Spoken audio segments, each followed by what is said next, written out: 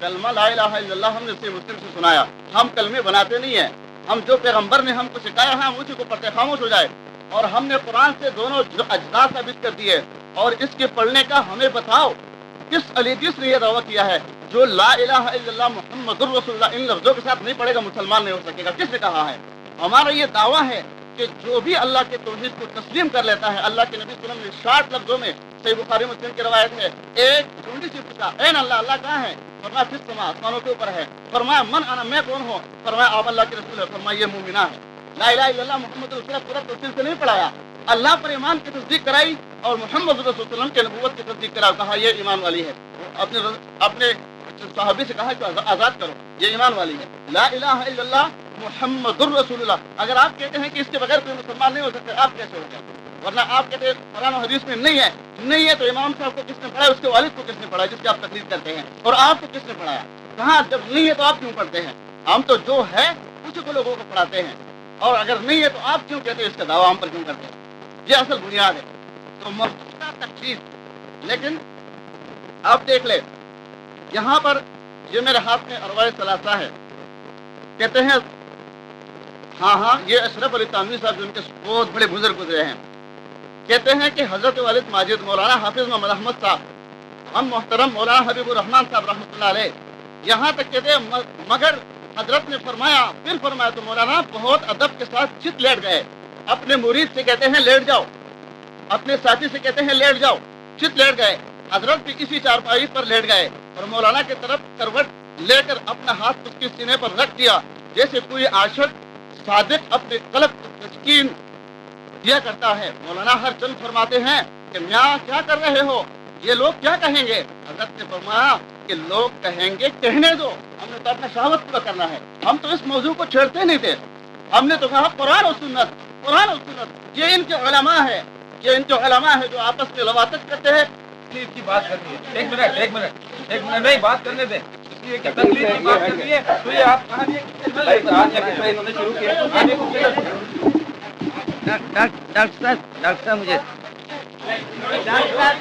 یہ جواب تو میں دے دوں, یہ جواب دے دوں, جواب ڈاکٹر صاحب اب آپ سن لیں. اور اب تک کلمہ ثابت نہیں کیا, اللہ کی قسم ثابت نہیں کرے گا. آپ کی مسئلہ حضرت فرما رہے ہیں کہ حضرت تھانوی نے ہاتھ رکھا غلام کا اور شہوت پوری کر لی.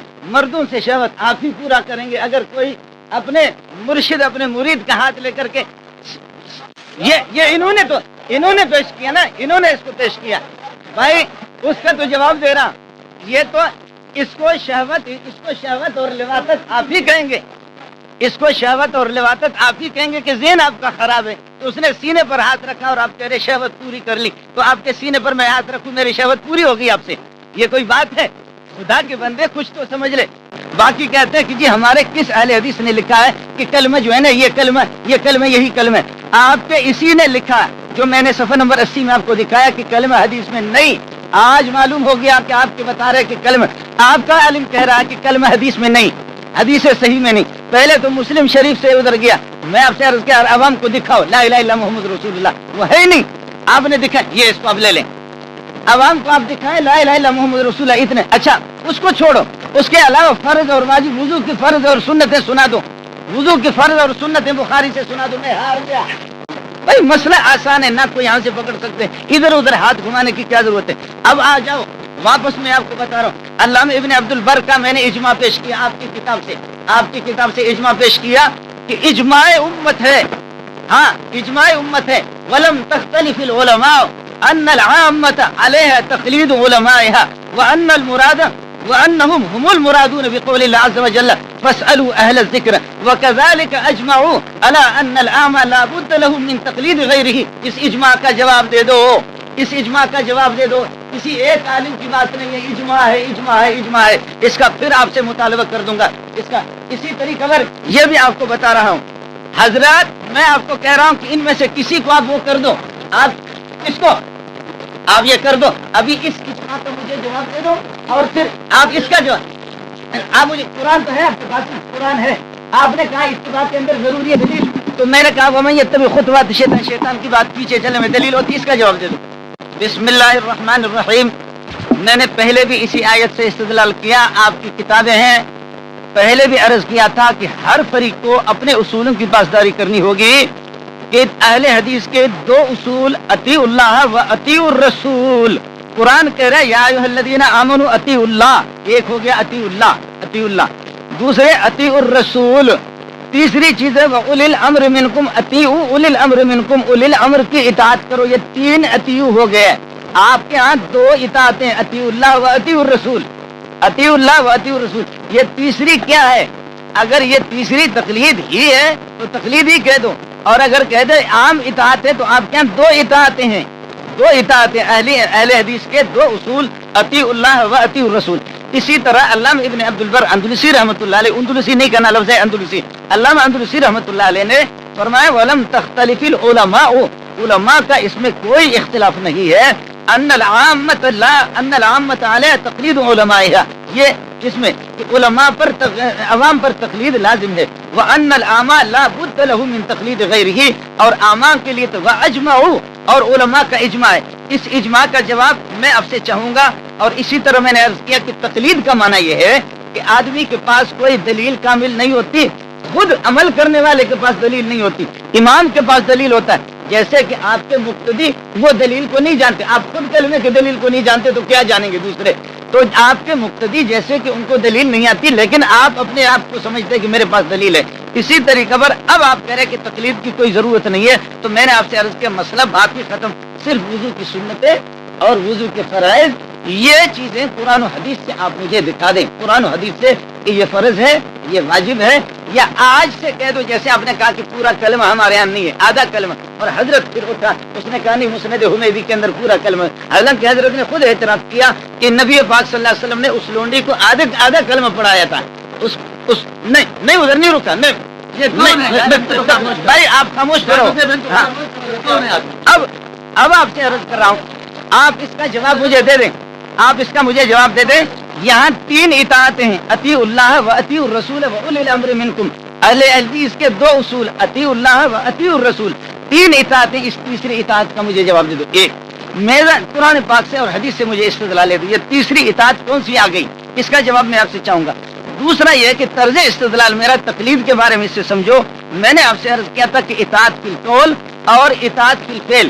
اطاعت فی الفعل، جب کسی کے فعل میں اطاعت کے فرمان برداری ہوتی ہے وہ اتباع ہے، اور آپ نے خود تقلید کا معنی اتباع کتابوں سے بیان کیا کہ تقلید اتباع کو کہتے ہیں، اور یہ کتابیں آپ نے پیش کی ہیں.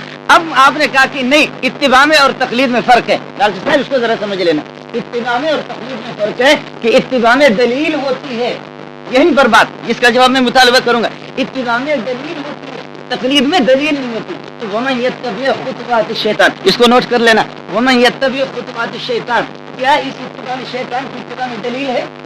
کون سی دلیل ہے؟ اتنی سی بات ہے. اب واضح کر دو، اس کا جواب مجھے دے دو کہ اتباع میں دلیل ہوتی ہے اور تقلید کے اندر دلیل نہیں ہوتی. ومن یتبع خطوات الشیطان.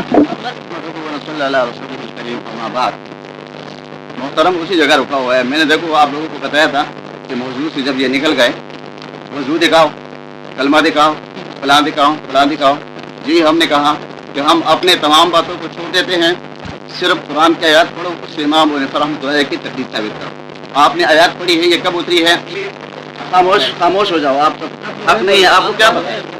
اچھا جی، قرآن کریم کی آیات کب اتری ہے؟ محمد رسول اللہ صلی اللہ علیہ وسلم پر. اس آیات کے معنی صحابہ کرام نے کیا لیا تھا؟ امام ابو العباس فی ہجری میں پیدا ہوں گے، یہ آیات اس کے لیے ہے کہ لوگ اس کی تقلید کریں گے. یہ آیات اس کے لیے رکھا ہوا ہوگا، یہ آیات اس کے لیے رکھا ہوا ہوگا. آپ کیوں بولتے ہیں؟ آپ کیوں بولتے ہیں درمیان میں؟ آپ خاموش ہو جاؤ اللہ کے بندے، خاموش ہو جاؤ اللہ کے بندے. ارے سنو، ابھی سنو، ذرا رب سنیں. یہ ٹاپک ہے کہ امام ابو حنیفہ کی بات ہوگی. آپ لوگوں کو کیا بات ہوتی ہے؟ ہاں اس کے بعد لازم ہوگی، اس کا نام آئے گا بیچ میں. آپ دیکھیں انہوں نے کہا اللہ کی رضا کے لیے خاموش ہو جاؤ. تو استغفر اللہ، استغفر اللہ. اب سنے تو اللہ کے بندو، میرا ٹائم تھا انہوں نے ضائع کر دیا، خراب کر دیا. ہاں جی آپ شروع کریں، میرا ٹائم، آپ کیمرہ شروع کریں. دیکھیں بھائی، اللہ سبحانہ و تعالیٰ نے اس آیات میں الذین آمنوا اطیعوا اللہ واطیعوا الرسول، اے ایمان والو اللہ اور رسول کے بعد واولی الامر منکم، اور جو تم میں سے صاحب امر ہے. یہ جمع کا صیغہ ہے, واحد کا نہیں کہ امام ابو حنیفہ کی تقلید کرو. ایک بات. دوسری بات یہ ہے کہ جمع تقلید کے اب قائل ہی نہیں ہے کہ ہر ایک کے مانو, ورنہ آپ کرو میرے ساتھ وعدہ کرو کہ میں 5 نمازوں میں سے ایک نماز امام ابو حنیفہ کے طریقے پر پڑھوں گا, ایک امام شافعی کے طریقے پر پڑھوں گا, ایک امام مالک کے طریقے پر پڑھوں گا, اور ایک امام احمد بن حنبل کے طریقے پر پڑھوں گا, اور امام جعفر صادق کے طریقے پر پڑھوں گا. اب اقرار کرو, ہم مانیں گے کہ واقعی آپ جو ہے جمیع لوگوں کے معتقد ہے, لیکن آپ ایک امام ابو حنیفہ کے مقلد ہیں. اس آیات میں جمع کا صیغہ ہے. ایک بات. دوسری بات آپ نے کہی کہ حدیث کہتے ہیں اطیعوا اللہ واطیعوا الرسول. ہاں, یہ ہمارا دعویٰ ہے اور اس پر ہمیں اللہ تعالیٰ کے فضل و کرم سے فخر ہے. اب سنو, اس آیات میں ہمارا دعویٰ موجود ہے. کیا کہا اللہ تعالیٰ نے آگے؟ فرمایا فَإِن تَنَازَعْتُمْ فِي شَيْءٍ. آیات کو پورا کیوں نہیں پڑھتے ہیں؟ کیونکہ آگے ٹھوکر لگے گا. فرمایا فَإِن تَنَازَعْتُمْ فِي شَيْءٍ. اگر تمہارا اختلاف آ جائے کسی چیز میں تو کیا کرو؟ کہ مجتہد کے پاس جاؤ, عالم کے پاس جاؤ. فرمایا نہیں, فَرُدُّوهُ إِلَى اللَّهِ وَالرَّسُولِ. اللہ اور رسول کی طرف لوٹاؤ, کیونکہ دلیل اصلیہ دو ہی ہے. دلیل اصلیہ دو ہی ہے. تیسری شرط جو لگایا کہ تیسری بات, تیسری کی اطاعت کرو. کیوں کہا؟ اس کے لیے مشروط کر دیا کہ اس کا جو اطاعت ہے وہ مشروط ہے. کیوں؟ نبی صلی اللہ علیہ وسلم نے فرمایا لا طاعت لمخلوق فی معصیت الخالق. مخلوق کی اطاعت اللہ کی نافرمانی میں کسی کی بھی نہیں ہوگی. صحابی کے جب صحابہ نے کیا آگ جلا دیا گیا, تمہیں معلوم ہے وہ حدیث, اور کہا میں امیر ہوں, جاؤ آگ میں کود جاؤ. صحابہ نے کہا اس آگ سے بچنے کے لیے تو ہم نے ایمان قبول کیا ہے, امیر کے حکم کیوں مانیں؟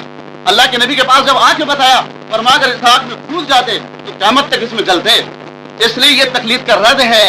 اس لیے کہ اتباع کس کی ہوگی؟ اللہ اور رسول کی ہوگی. اگر عالم کی بات مانو گے, قرآن و حدیث کے تحت مانو گے. اس لیے اس آیات میں آگے فرمایا وَرُدُّوهُ إِلَى اللَّهِ وَالرَّسُولِ. لیکن شرط لگایا ان کنتم تؤمنون باللہ والیوم الآخر ذلک خیر واحسن تاویلا. اگر تم نے اللہ پر ایمان لایا ہے, قیامت پر ایمان لایا ہے, اس کا انجام بہت بہتر ہوگا.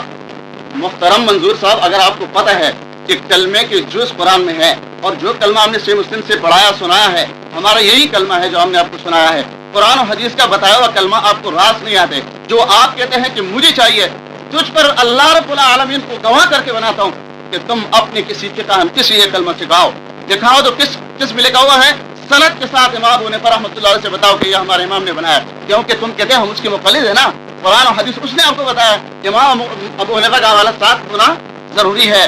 آپ نے یہ بات کہی ہے کہ ہاں یہ بات سنو, یہ آپ کی فتوحات نعمانیہ ہے. منظور جو ہے آپ کے نام سے معروف ہے, محمد منظور نعمانی صاحب مناظر, یہ کہتے ہیں اور جو انکار کرے اس کے لیے کسی دلیل کی ضرورت نہیں. جو ہے مناظر کیا کہتے ہیں, مناظرت سے پہلے آپ کو مناظرہ رشیدیہ پڑھنی چاہیے تھی کہ جو مانتے نہیں ہیں تقلید اس سے آپ کے مطالبہ کرتے کہ دلیل دو. دلیل تو آپ دیں گے کہ آپ تقلید کرنے والے ہیں. آپ تقلید کی دلیل قرآن کی آیات صریح سے امام ابو حنیفہ کی تقلید پڑھیں گے اور پھر ہم اس کا رد کریں گے.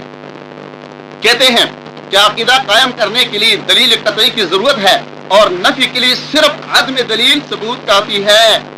جو اپنا عقیدہ ثابت کرے گا وہ دلیل قطعی دے گا, دلیل دے گا. اور جو کہتے ہیں کہ میں تیرے عقیدہ نہیں مانتا ہوں, عدم ثبوت کافی ہے. میں کہتا ہوں ہے ہی نہیں, میں کہتا ہوں قرآن میں تقلید نہیں ہے, میں کہتا ہوں رسول اللہ صلی اللہ علیہ وسلم کی حدیث میں تقلید نہیں ہے, قرآن کے کسی آیات میں نہیں ہے, نبی علیہ السلام کی حدیث میں نہیں ہے. آپ وہ آیات پڑھ کے سنا دے جس میں اللہ کے نبی صلی اللہ علیہ وسلم نے اس کی تشریح کی ہو کہ اس آیات کا یہ معنی ہے کہ بعد میں 4 بندے آئیں گے, اس کا نام امام شافعی ہوگا, امام مالک ہوگا, امام احمد بن حنبل ہوگا, اور تم نے اس کی تقلید کرنی ہے. قرآن کے کون سے آیات ہے؟ دوسری بات یہ کہ آپ نے امام ابن عبد البر کی بات کہی ہے تو آگے انہوں نے جواب دیا ہے. یہ جواب بھی تو پڑھو, آدھا پڑھتے ہو آدھا چھوڑتے ہو. کہتے ہیں وَكَذَلِكَ لَمْ يَخْتَلِفِ الْعُلَمَاءُ أَنَّ الْعَامَّةَ لَا يَجُوزُ لَهَا الْفُتْيَا. یہ فتویٰ دینا بھی تو اس کے لیے جائز نہیں ہے. ایک طرف آپ مفتی بنے ہوئے ہیں, دوسری طرف آپ کہتے ہیں کہ ہم مقلد ہیں. اگر آپ ایسے مقلد ہیں تو پھر آپ کے لیے فتویٰ دینا بھی جائز نہیں ہے. آپ ایک طرف شیخ الحدیث اور مفتی بنتے ہیں, دوسری طرف کہتے ہیں کہ ہم مقلد ہیں. جنہوں نے یہ بھی تو کہا ہے کہ لا فرق بین المقلد و بہیمۃ, کہ بہیمہ جانور اور مقلد میں فرق نہیں ہے. یہ تو اسی کتاب میں ہے جو آپ حوالہ مجھے دے رہے ہیں. میں نے حضرت نے یہ بات کی, آپ حضرات کو یاد ہوگی کہ اتباع میں دلیل ہوتی ہے, تقلید کے اندر کوئی دلیل نہیں. اور ومن یتبع خطوات شیطان قرآن میں نے پیش کیا, اور حتیٰ تتبع ملتہم قرآن پیش کیا کہ یہاں اتباع ہے لیکن اس میں کوئی دلیل نہیں. اس کا جواب قرآن سے دیں, اس کا جواب حدیث سے دے دیں. اور ساتھ ساتھ فرما رہے ہیں کہ اہل حدیث کے 2 اصول. میں نے یہ پوچھا تھا کہ 3 اطاعتیں یہاں پر آ گئی ہیں, آپ کے ہاں 2 اطاعتیں ہیں, اطیع اللہ و اطیع الرسول. تو تیسرا اولل امر منکم ٹیپ کو واپس کرو، وہ اولل امر منکم یہاں اطیعوا اولل امر منکم کا ترجمہ کرنا پڑے گا، لیکن اس اطاعت کا ترجمہ کیا نہیں اس نے، اس لیے کہ 3 اطاعتیں ہوتی ہے۔ بات صرف یہ ہے کہ آپ 2 اطاعتوں کے قائل ہیں، تیسری اطاعت یہ کہاں سے آ گئی ہے، اس کا ترجمہ اس نے کیا نہیں ہے۔ وَأُولِي الْأَمْرِ مِنْكُمْ پر بھی ایک اطاعت آتی ہے اور اس کا عطف ما قبل پر ہے، اس کا جواب انہوں نے دیا۔